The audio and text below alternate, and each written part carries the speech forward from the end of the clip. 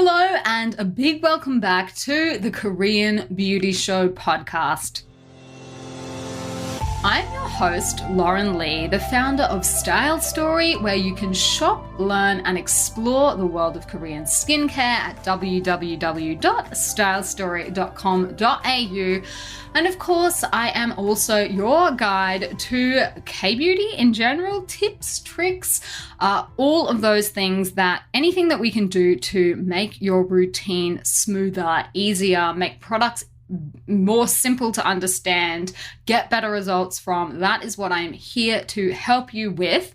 And so for today, what I actually wanted to do is go through some of the really common mistakes that I see people making with clay masks. Now, clay masks have always been super popular, but I think I've really noticed that since Instagram took off and the whole skincare trend took off on Instagram, that they are just everywhere.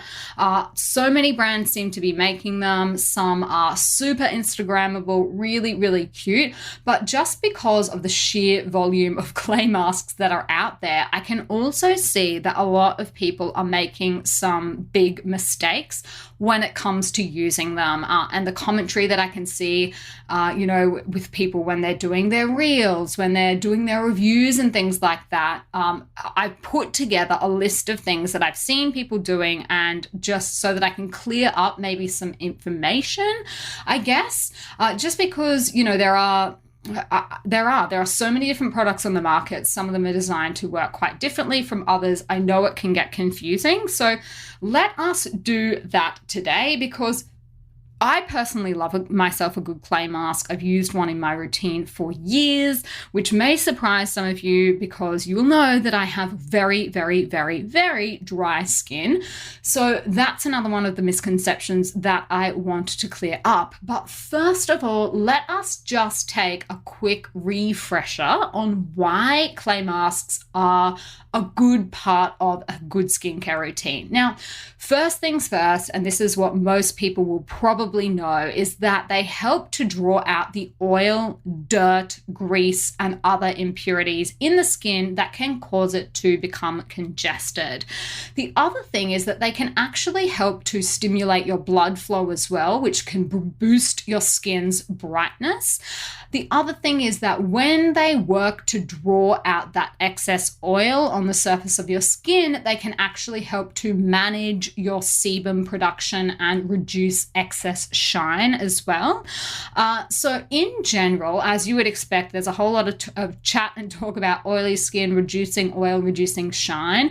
Obviously, that makes clay masks a really good fit for oily and acne-prone skin. And that is the first mistake that I sort of want to jump into. The mistake number one is not understanding what they're supposed to do.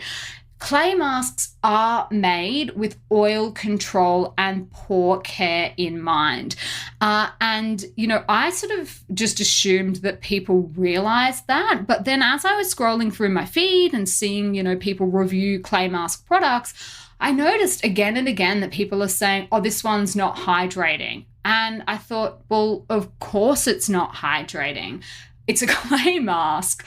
So I think there might be a little bit of misconception that clay masks are also hydrating, or that they are supposed to hydrate your skin. That is a different type of mask altogether. So if you are looking solely for a hydrating product and you want to do a mask, then I would be going to look into your sleeping masks, or a whole different category. I would not be looking for that in a clay mask. Now, obviously, there's a difference between saying that a clay mask dried your skin out or didn't dry it out and left it feeling comfortable, and we will get to some products that can do that. But in and of themselves, they're not designed to be hydrating. They're not supposed to be hydrating. If you're putting one on looking to hydrate your skin, you will be disappointed. So that is first and foremost. They are not made for that. They are not supposed to be hydrating. They are made to control oiliness and pores. So if you have pores, if you often find your pores get congested and get gunk in them, which is why I use a clay mask, that is what they are for. So that's the first mistake. The second mistake is overusing them. So because they are so effective at drawing out oil and impurities, there is a very strong temptation to just use them all the time. You know, less oil, less problems. I think some people think I looked so good after that mask, I'm just going to do it every single night. And unfortunately, it doesn't work like that. And that is because less oil can equal drier skin if you overdo it. So you do need some oil in your skin. Like naturally our skin has an oil content in it, and if you completely deplete that and get rid of it, that's when your skin goes into overdrive, starts producing even more, and that's how you throw everything out of whack, out of balance. You don't want to dry your skin out. So what I would recommend doing, if you have oily or acne prone skin, you can even use them up to 3 times a week. That should be fine. I would space it out. I wouldn't do a Monday, Tuesday, Wednesday, and those are your 3 times a week. I would probably do a Monday, Wednesday, and Friday, or, maybe Saturday or something like that. If, on the other hand, you are like me and you do have dry skin or you have mature skin, we don't have that much oil, but you want to retexturize, refine, and get rid of things that are congesting and blocking your pores, once a week is totally fine. That is also going to be the best in terms of, preventing any skin issues from happening. So preventing you from drying out, getting dry patches once a week is fine for my drier skin friends. Now that brings me on to the clay mask mistake number 3 that I see pretty much everyone on the gram just really going for it, and that is letting the mask dry out or crack on your face. I cannot tell you how many photos I've seen of people that literally this thing is cracking, it's got craters in it, it looks like the earth in an earthquake, there are just lines and holes all over the mask. Please do not leave them on until they are dry and crackly. All the benefits of your mask ended a long time before that. It's the same for your sheet masks. You don't leave them on until they've all dried out. You literally only need 10 or 20 minutes with a sheet mask. Clay masks, even less than that. As soon as you can feel it starting to go dry on your face, that feeling, that's when you can wash it off. You don't need to leave it on until it is absolutely dry. There are just so many brands that I see as well, promoting their masks, and you look on their Instagram page and every single person, it's like they don't even know how to tell people how to use their own product. Every single person on their Instagram feed has this thing cracked out on their face, and it just makes my face feel tight just looking at it. So this is how it works, right? When you first apply them, the dampness encourages your skin to draw in the minerals and nutrients from the mask.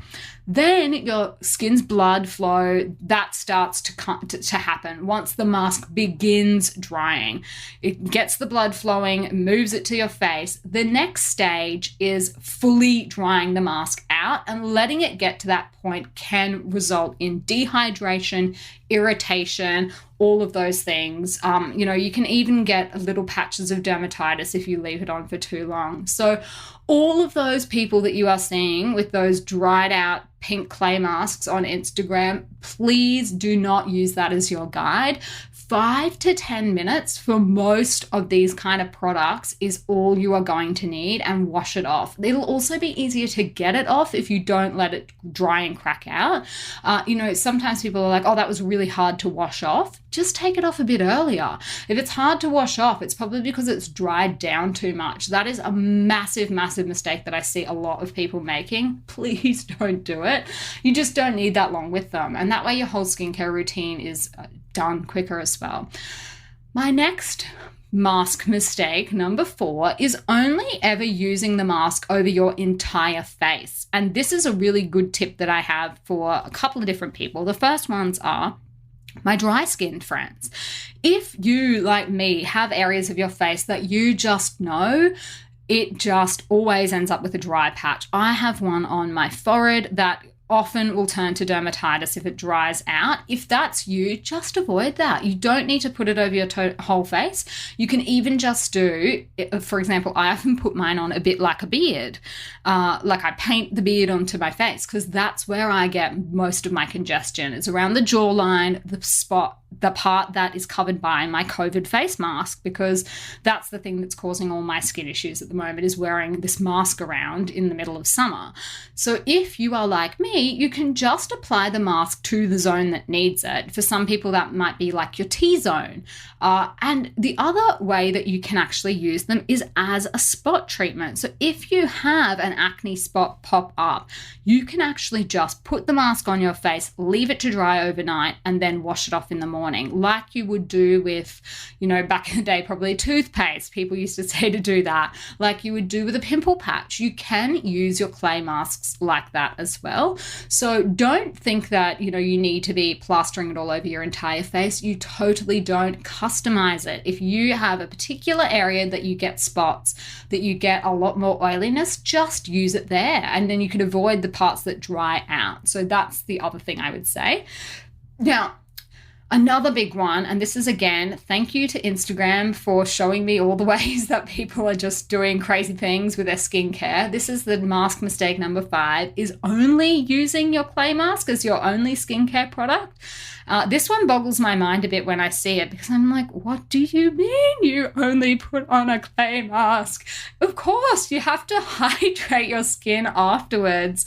They are just one part of your routine. So once you've done your mask, you need to actually hydrate, finish off. Like that's just your exfoliation. So afterwards, we need to be popping on a few things, even if it is just something like your moisturizer and your sunscreen, or, if you were going to bed, your sleeping mask or something like that. For the love of all things holy, please do not just apply a clay mask and leave your skin like that. Even if you have oily skin, that is just not the way to go. It is part of your routine. It's your exfoliating step. For example, I can tell you what I put on after mine. I do my toner, my serum, I'll do an oil, I'll do a moisturizer, I'll do a sleeping mask. I have dry skin, so you might not need all of those steps, but I need to hydrate. I need the hydration in my skin after I've cared for my pores. If you have oilier skin, you might just want to do some toner and a moisturizer, but you don't stop there. Don't just clay mask and leave your skin bare and dry. That is not the way that they will give you the best results. So I've seen that kind of commentary more than I would expect to have seen it. So obviously there is a little bit of confusion there about how you are actually supposed to use them. They are one step, guys, and it's not the step that I would recommend finishing your routine on. So please, for me, just a little bit of moisturizer would be great. So that is my main tips. That is the main mistakes that I see people making when they're using their clay mask. And that's not to say that I'm sitting here judging everyone on Instagram. I definitely am not. But just as I'm scrolling through, I noticed the same kind of commentary coming up again and again. I thought, I don't know that people actually get how this is supposed to work. Like maybe this isn't as obvious as I think it is, particularly when I see comments like, oh, this isn't hydrating. That just makes me go, oh, this person doesn't understand what a clay mask is supposed to do. So I thought I'd just run through some of those things in case you are also confused. I get it. There's a whole lot of products out there. It is very, very confusing. That is one of the reasons that we are still going with this podcast 2 years into it, is because it's not necessarily common sense. But just in case you were confused, these kind of products, that's how they work, that's what they do, that's who they are for. Let me introduce you to some Korean beauty products that are on the market at the moment that you might enjoy.